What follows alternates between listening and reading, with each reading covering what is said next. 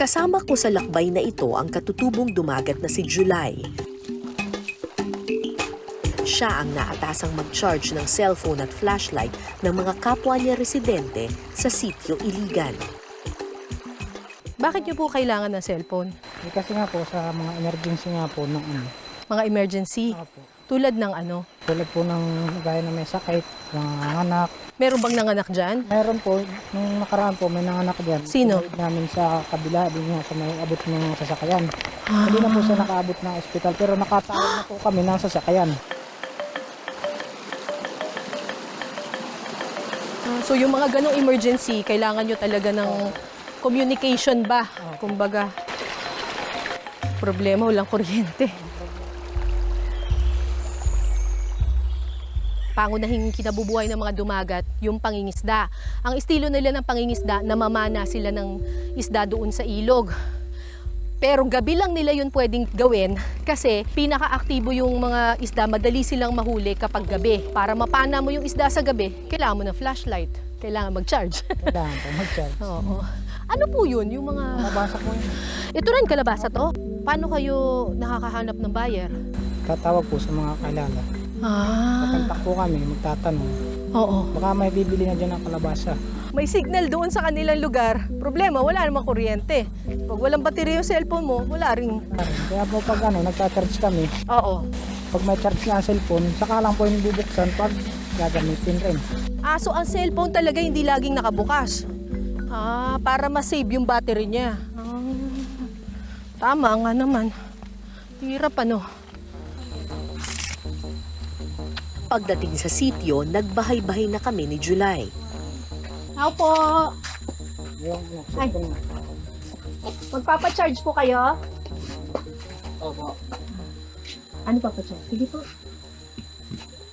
Flashlight. Cellphone? Wala po. Wala. Sige. Sino magpapa-charge pa? Cellphone. Nasaan na yung cellphone? Mag-charge namin. Hindi, akin na. Hindi na muna sa amin. Wala na bang charge? Wala na. Kanino to? Sa akin. Sa'yo. Pag naki-charge kayo, may bayad yun. Wala po nga. Ang nagbabayad. Makukor. Opo.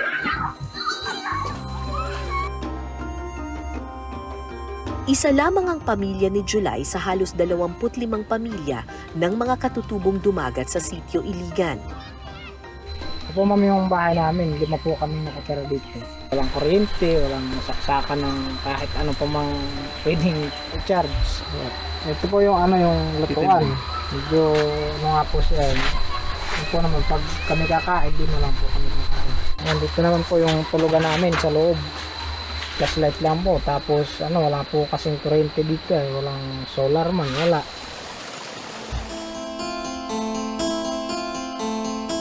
Nakilala ko rin dito si Ann at ang kanyang sanggol na si Raydan. Para saan ba ito?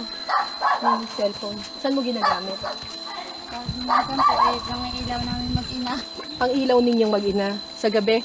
Opo, pag hindi po umiinit ng matino. Malaking tulong din daw ang cellphone kapag nagkakasakit ang kanyang anak. Para kay Ann, ang cellphone ang tanging paraan para matawagan ang kanyang asawa na nagtatrabaho sa bayan. Ano, kunin ko na to Ito ba? Ito pong power bank. Ito, may charge na to? Yung isa lang po ang wala. O di kunin na natin. Ano po i-charge namin? Itong power bank. 0% na. Pang ilang araw to? Itong power bank. Tinitipid ko po ay maabot po na isang linggo. Pag tinitipid. Sige, charge namin. Pero hindi lang kawalan ng kuryente ang problema rito. Aanhin mo nga naman ang cellphone kung wala namang signal. Para makakuha ng signal, kailangan pang umakyat sa bahaging ito ng bundok. Kasi po, pag mga wala, halimbawa po, naubusan sila ng budget, na gaya ng bigas, mga pangangailangan sa bahay, tatawag po sila sa amin para makadalahan po namin sila. Ay, Biyernes nga pala ngayon, nasa bahay sila. Harap din sa signal.